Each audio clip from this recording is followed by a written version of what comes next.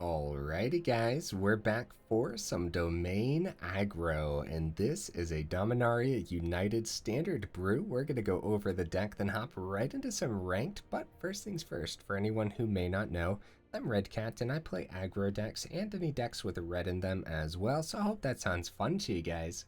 So what do we got in the build here? Well, we have 3 Shore Ups. Now this is a brand new instant speed card from Dominaria for 1 blue.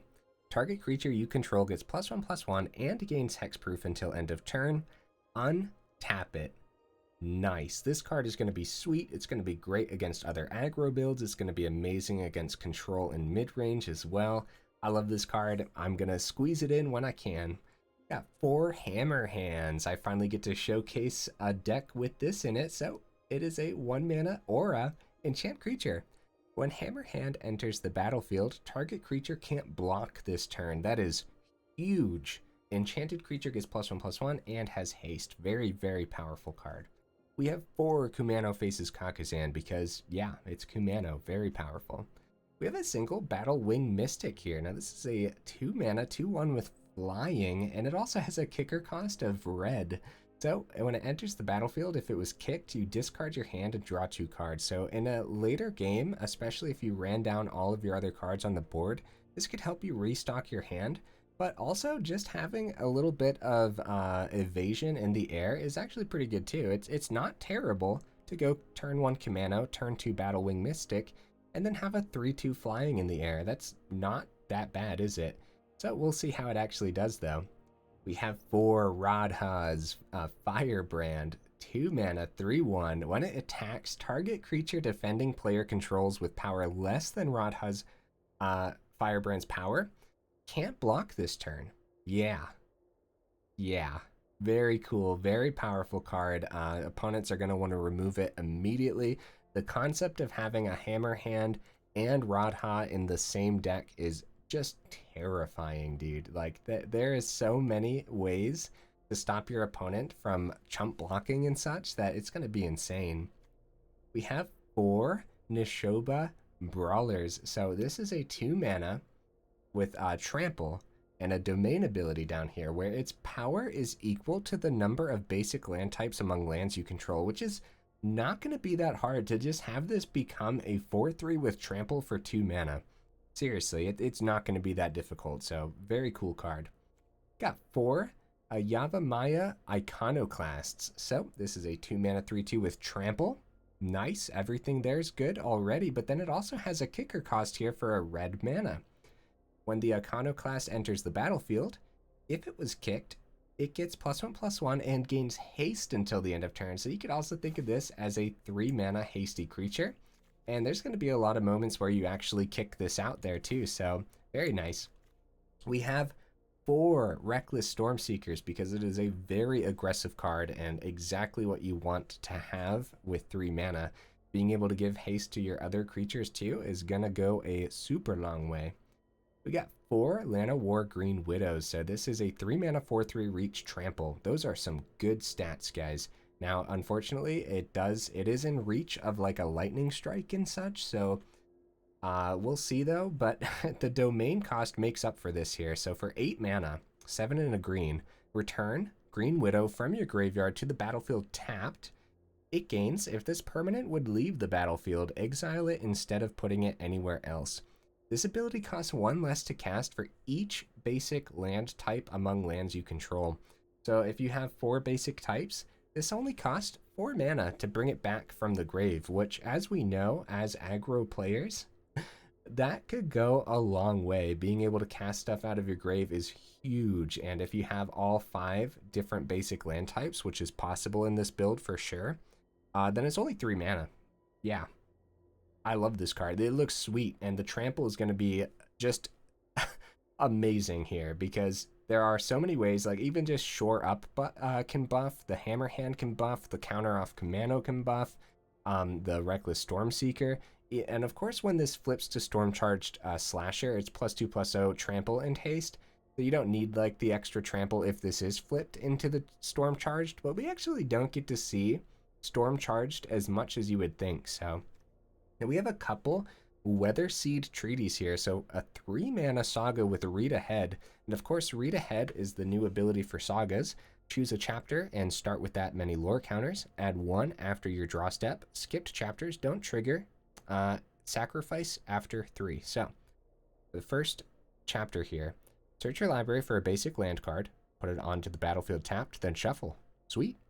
Or the second chapter, create a 1/1 green sapling creature token. Nice. Third chapter, domain, target creature you control gets +X/+X and gains trample until end of turn, where X is the number of basic land types among lands you control.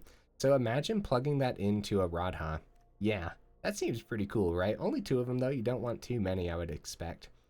And then the deck still needs removal, and we don't have cards like Lightning Strike in here, so Leyline Binding is actually pretty good removal. Flash as well on this for some reason, so you can keep your Shore Up at the ready, or a Leyline Binding to take out one of their cards. The domain on this, so it's 6 mana, but don't even look at that, man. Domain, this spell costs 1 less to cast for each basic land type among lands you control. So if you have all 5, this is 1 mana.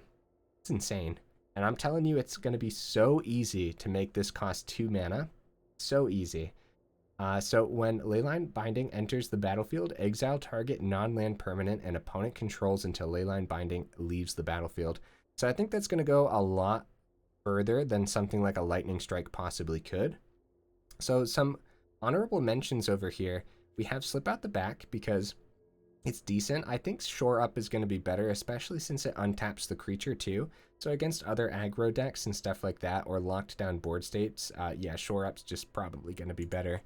So Guardian of New Benalia, I couldn't find room for this. We're really splashing the blue and the white in here anyways. It's mostly Gruul colors, so Llanowar Loamspeaker could be sweet since we do have 4 different colors in the deck, and we do know that that bottom ability is actually pretty aggressive.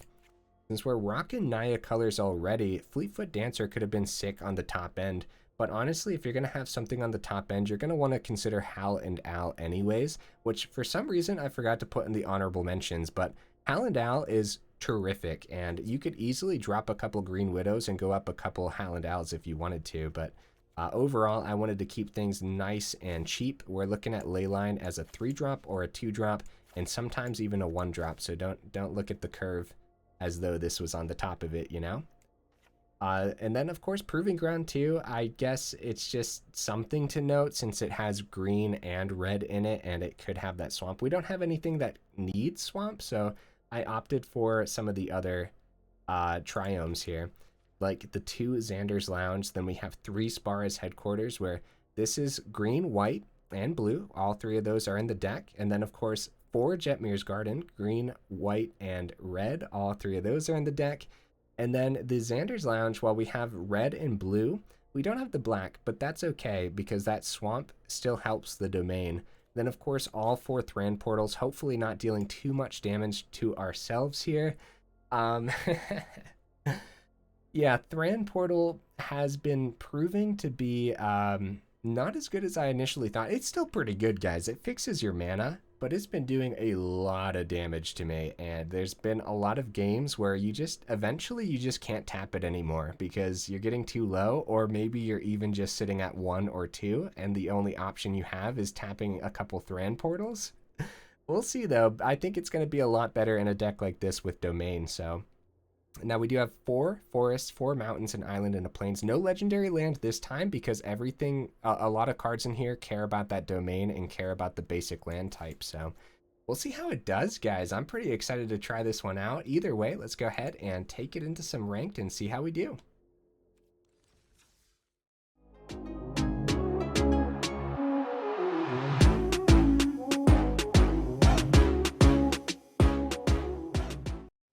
We'll see if we can get right into that first game here. This is actually the 3rd video that I'm recording today.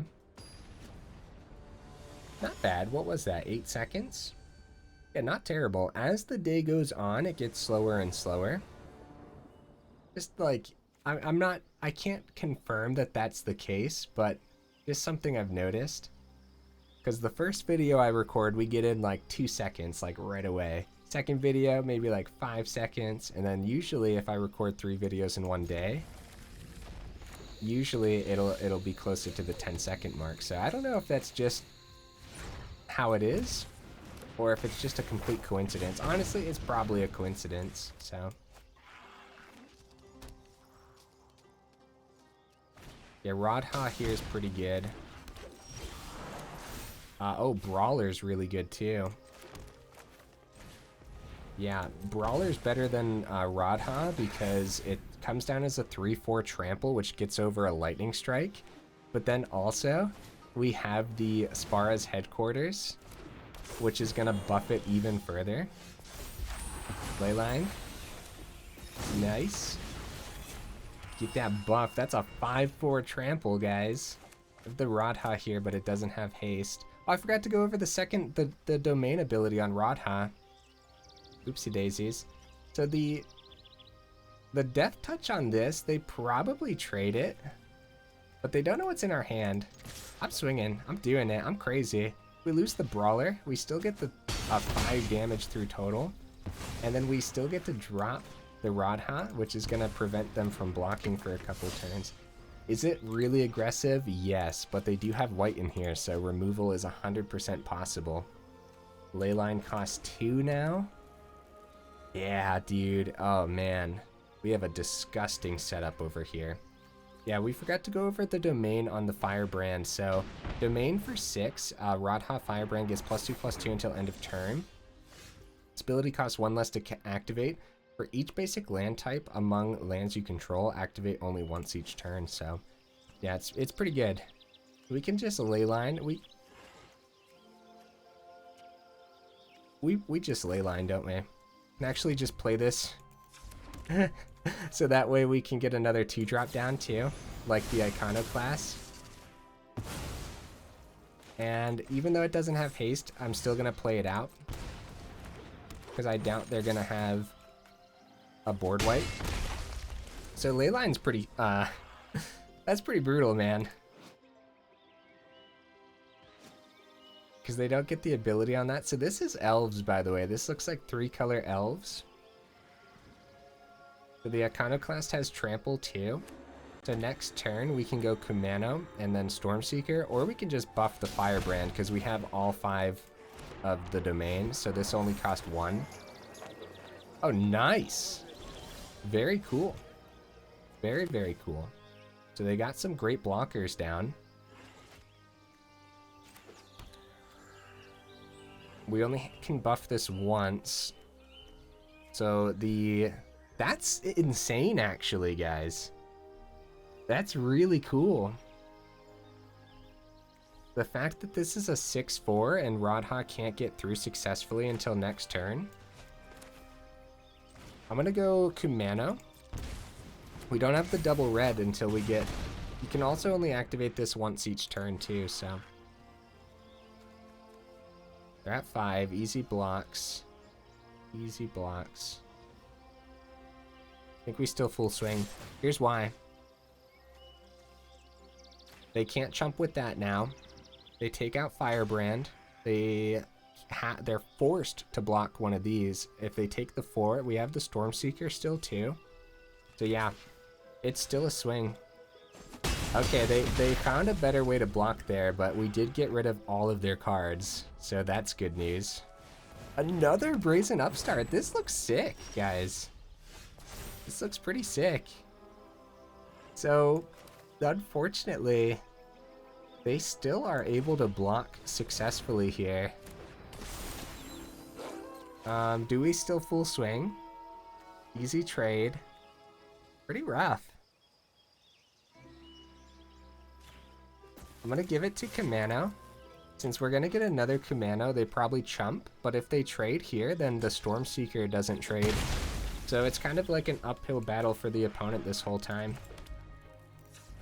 Get this down as another red source, because we definitely need another red. Yeah, 3 Thran Portals. This has been my experience with Thran Portal so far. It's kind of like forced into our hand. Yeah, the lifelink from the Fleetfoot Dancer is probably going to be enough to keep them in this game for a very long time. Shore Up, actually, is a great combat trick here to take out the Fleetfoot Dancer. Spread this out. They do end up chumping since they're at 7 and they don't know what's in hand. So they're back down to 4. Now the shore up untaps the creature, guys. So we get to target Storm charged Slasher. Oh man, dude, they have some serious firepower in this elf build. So shore up, untap the Slasher, block the Dancer, and if we get to... So they're back up to 8. There's the removal we're looking for, guys. There we go. Now they need some removal here. Yeah, GG. Hey, we got there. Tough battle, dude. Really tough battle. Elves actually looked kind of insane there. The card that I wasn't anticipating at all is a 4/2 Vigilance. When it dies, look at the top 5 cards of your library. You may reveal a creature card from among them. Put it into your hand. Put the rest on the bottom of your library in a random order. This is actually a good elf, guys. The fact that it was able to block so many of our things, and they had so many chunky creatures, just in general, the Fleetfoot Dancer, look at this, a 5/3? Yeah, dude. That really gets around the Radha ability as well. And you guys will have to let me know if this has been your experience with Thran Portal so far, because it really has been mine. We just are constantly taking a bunch of damage because Thran Portal's the main dual land that we get in our hand, and hopefully that's not the case every game. But yeah, Thran Portal can be scary. A great first match. Seeing elves on the ladder is pretty sick, actually.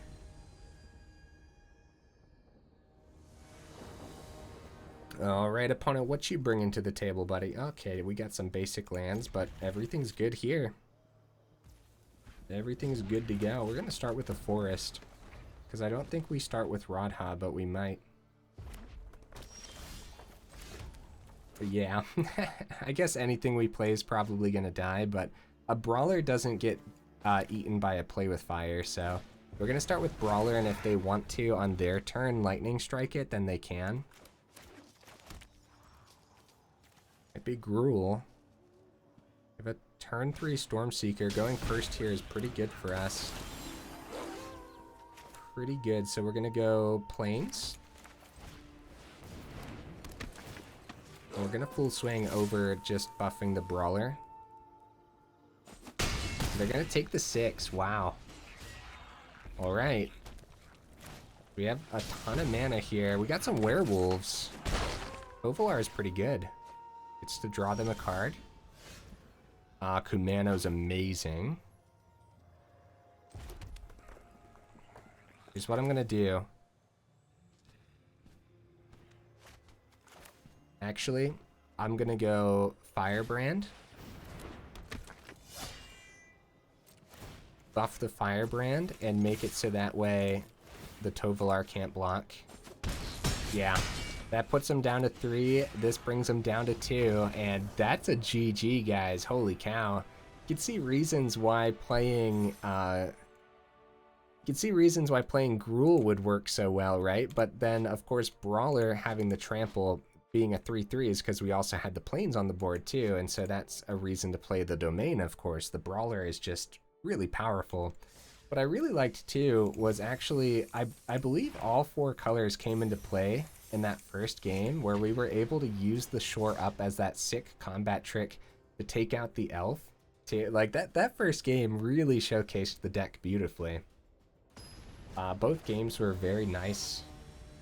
Everything about those first games were exactly what I was hoping for with the deck, so we'll see if we can keep it up. So we're already going to have a domain of 4 on the board. That's ridiculous, dude. That's ridiculous. Hey, mono red. Nice. It's going to be a great test. We might have wanted to wait till turn 3, guys, to keep the shore up open, because... Swing with 1. Okay. Do they trade the Radhas? They might. And successfully buff this too. 1, 2, 3. The plan was to bring the Iconoclast down because I think they keep their Radhas. Let's do it. Let's bring the Iconoclast down. We have another Radha in hand. So let's see what they end up doing here. Because the Iconoclast, we still get 3 damage through, so that's 6 damage. But a trade here, so we do get to keep the Iconoclast. Okay. Something I'm noticing right out the gate here is maybe having more red mana would be pretty good. Mana pings for 1. Bloodthirsty Adversary drops this turn, so no extra counters. Hammerhand. Nice. That would have been great last turn too. So as you can see, the 1 red source holding us back a little bit, but it's pretty simple, guys. We get the Radha down and keep the shore up open as a combat trick to take out the adversary next turn. Or the Kumano would be even better. So they're probably going to remove our Firebrand or hit it with a Hammerhand, and then shore up lets us do that combat trick too. There's a 3-3. Okay. Let's see if the Hammerhand hits. Or the removal. So they want to go Lightning Strike on the Radha here. We keep it. We don't get a great block. But next turn, I think I'm going to keep the Firebrand. We don't get a great block, but now next turn we get a great swing. Not necessarily, because we don't have the second. So we can buff. Okay, hold on, guys. Hold on. Yeah, not having the second red source is actually really scary.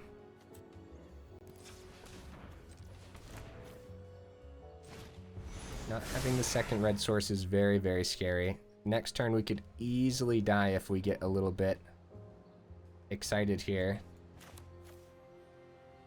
We'd probably swing with Radha and keep the Iconoclast as a blocker to block their adversary. How do you guys feel about this? Not going super aggressive this turn? Because the Kumano's coming out, so we need more blockers. If they have simple removal in hand or a Hammerhand to prevent a blocker. Yeah, look at that. Look at that, guys. They are going to take out the Brawler in full swing here. We might have even wanted to hold back the Firebrand, because they had the 3rd Bloodthirsty Adversary and enough mana to do that. So that's a GG. Good game, opponent. Wow. Hey, that could have gone a lot of different ways, huh? So I wonder if I wouldn't have swung with that, we would have survived 1 extra turn, but we would have had pretty bad trades. So was there actually a way through for us? I don't know, guys. Not seeing a second red source was pretty bad that game, and so that might come up in the final thoughts where we just need more red. Maybe. Yeah, the domain cost, anything. Leyline off the top would have been amazing. A little extra removal that actually exiled and could get us there against some of those creatures would have been pretty good. So, see, we have enough red sources here, so this is probably keepable. And we'll go ahead and start with the headquarters, so that way we have the green ready if we want to turn to the Iconoclast. And we're not going to turn to the Iconoclast because Jetmir's Garden is pretty good too. Get that down for more red. And I think we're going to successfully be able to kick this without any issues here. Nice.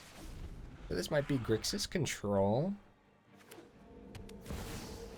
That takes out the Iconoclast, but we do have the haste for the Hammerhand if we want to hit the Liliana. So is that what we want, though, is the question. Could also just give the haste to the Brawler, too. Could just continue to swing at face as well. Green Widow's pretty good, and I don't know if that discard is going to hold us back that much. So let's go Brawler. Let's give it haste. Let's take out... Actually, maybe we do just swing at face. Maybe we do just swing at face, guys. Because we have the mountains to discard. Liliana can't do anything just yet anyways, and this is a 6/4 Brawler, so it gets around a meat hook. They need like an Infernal Grasp. Cut down obviously won't hit it. So maybe, just maybe, Drop it. maybe swinging face is the key. Oh, second Liliana, yeah. Alright, well, we don't have the haste to take care of that this time round. So they do take that out, and we're just going to run down the board, because now, at any point for the rest of the game, they have enough to meat hook everything they need. And so, it doesn't matter. At this point, we got to just run it out and hope that they don't have the meat hook for 3. Like, what are we going to do, right? If we hold it back, they could just drop a land and then invoke Despair. So that hits the Radha, but it doesn't hit the Green Widow, which is super important here. They can't even successfully plus this without just discarding one of their own cards here. So another Green Widow. We get to take out the Liliana, which we definitely do this time around, because we can't let them -2 and then play another Liliana. Same concept. They missed a land drop, but if they have the meat hook, they have it. Like, it is what it is. They could actually search for it here, too. They could discard their whole hand. Only ditching the Tenacious Underdog tells me that they have the removal that they're looking for anyways. Or blockers. Does have Trample and the Domain, so be able to bring it back eventually. Yeah, so no meat hook is great news for us, guys. Great news.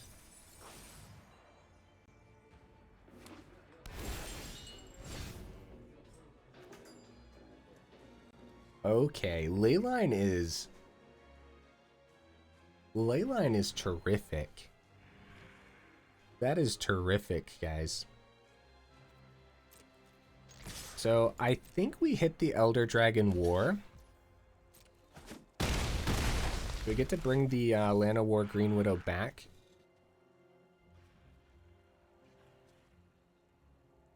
On their turn, at the end of their turn, right?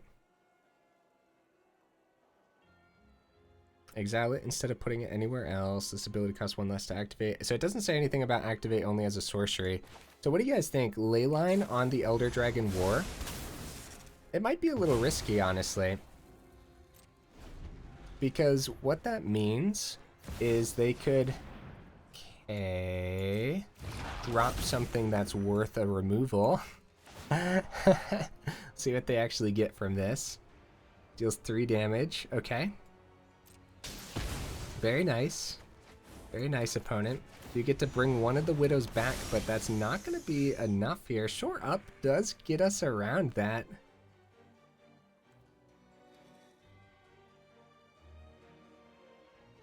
What do you guys think? What do you guys think? Put the pressure on, use the Shore Up and kill this? Gain 2 life. Let's do it. Let's do it. We've let them live too long already. So if we can take this out and then drop the Green Widow at the end of their turn again, like we can totally get there. We have what's necessary in the deck to finish this game out. The problem is they have what's necessary in their deck to continue to control the board state here. So we'll see. This Soul Kanar is terrific. That was a great drop for the opponent. Drop a blood token. That successfully blocks the Green Widow here. We need a good draw. Firebrand is terrific. The biggest problem here is it doesn't have haste, and so the question is, does it even survive? A swing here only gets 2 damage through. And then we lose our Green Widow for good. The problem is they could easily drop a meat hook whenever they're ready, which we usually have to anticipate the fact that they have it.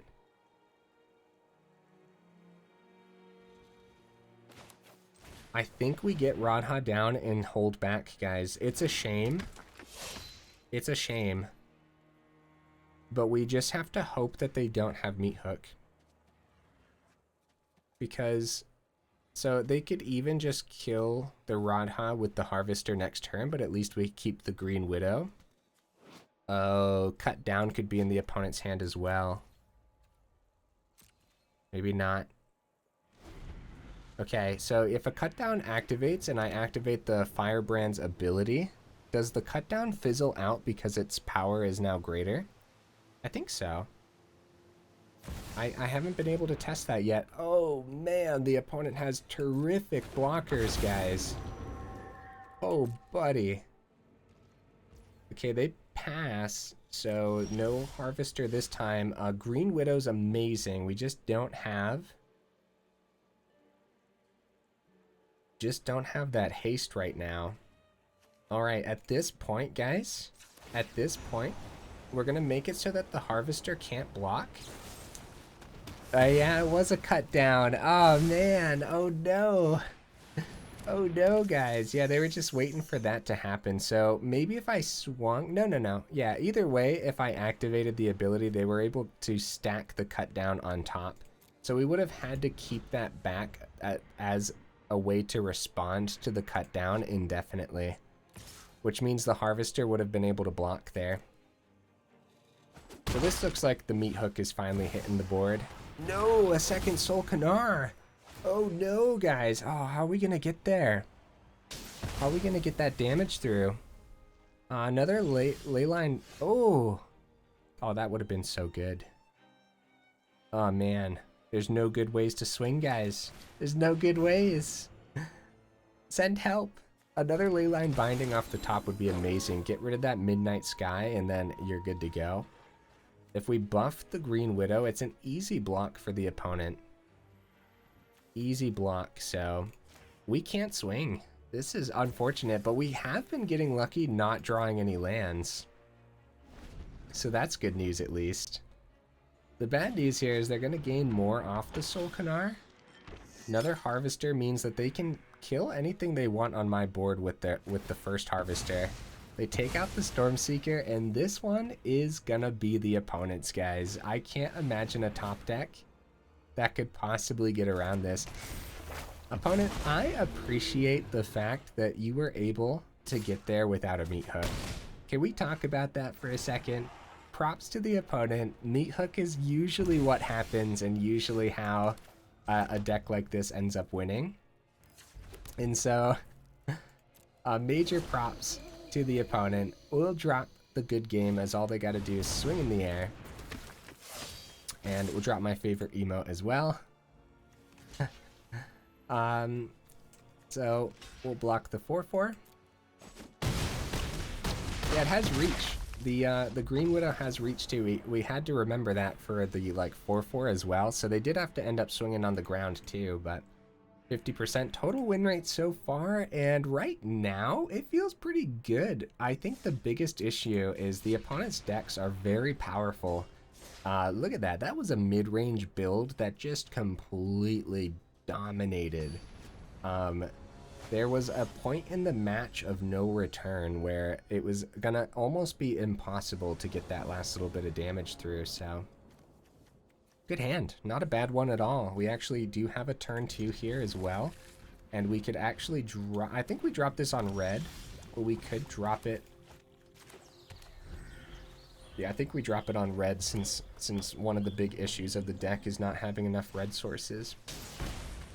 Unfortunately, the opponent went first here, so it might just be an uphill battle for the rest of the game, which is a shame to say it like that, but that's how it's been recently. 3/3. The underdog's going to slip through easily. Spara headquarters. Looks like the Brawler's going to die to some removal anyways. Battlewing Mystic is probably going to come in handy here too. Where it looks like we're going to be able to successfully run out most of our board fast. Wait, I hope this isn't the same deck. It very well might be. Another Grixis build. Another Soul Canar build maybe.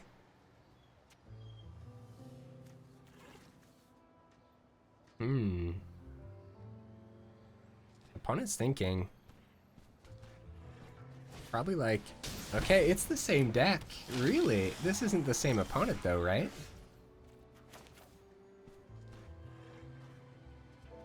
We have the Leyline open once we play the headquarters.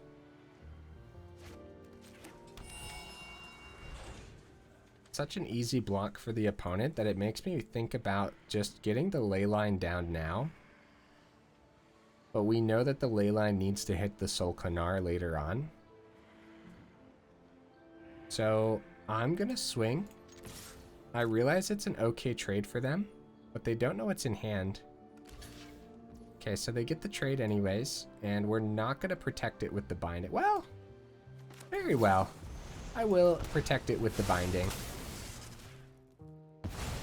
It was worth attempting the swing first, but I think the binding is also just better to save anyways. But at the same time, being able to save our brawler and make it so that way they have to, in return, use removal on our brawler later on might just be better. A risky play, though. I don't know if that was ideal, but yeah. I think it was okay. Down to 12 already, somehow. Fable of the Mirror Breaker. Must have been what they were considering earlier, and then they went the Appraiser instead. Greenwidow, Hammerhand, full swing is a huge swing. Let's do it. Greenwidow, Hammerhand on the Widow, pay the 1 down to 11. Shaman can't block, full swing for 9. Down to 5, and this is kind of like I said, now we're probably at the point of no return where if we don't win like next turn, then the opponents are probably going to start taking it away from us. However, if we can make it to next turn with our creatures on the board, then it's probably our game.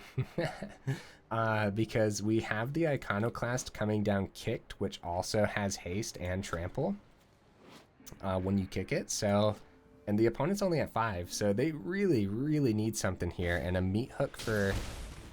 Okay, they're down to 4. They have a blocker. They swing with Goblin Shaman. We can only assume... Hey, there it is, guys. So there we go. We actually got to the point where there was enough aggression on our board where they couldn't keep up, and a meat hook for 5 could have happened if they swung with the Shaman and dropped a land. So, sorry, meat hook for 3, not 5, but even then that would have only hit the Brawler, and the Green Widow was staying, and again, the haste on the Iconoclast is ridiculous. And after all is said and done, and you ran everything onto the board, Battlewing Mystic can drop, have you discard your hand, which at that point, hopefully you have none.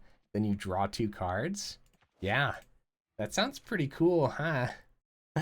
All right, guys, we unfortunately have to cut today's video just a little bit short. I still have like a lot to talk about with the deck, so let's go ahead and go over it. We did get 5 matches in, luckily, 60% total win rate, and I think that's about where you'll see it. If you play like 100 games with this, it would probably be somewhere between 55% and 60% win rate. That being said, more testing is clearly required, and don't quote me on that because obviously I didn't play the 100 games with it yet.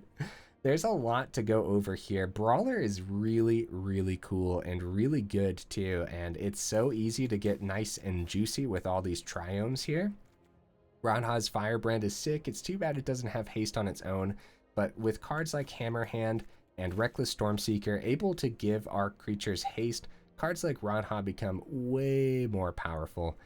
Iconoclast can give itself haste, and Green Widow was a little bit slow and a little bit clunky in some scenarios, but it was also pretty good, and we got to bring it back from the grave a few times. Even though it didn't matter in that particular matchup, you could probably drop down to 2 of these and successfully go up a couple other aggressive cards. Rabbit Battery would be a card to think about for sure.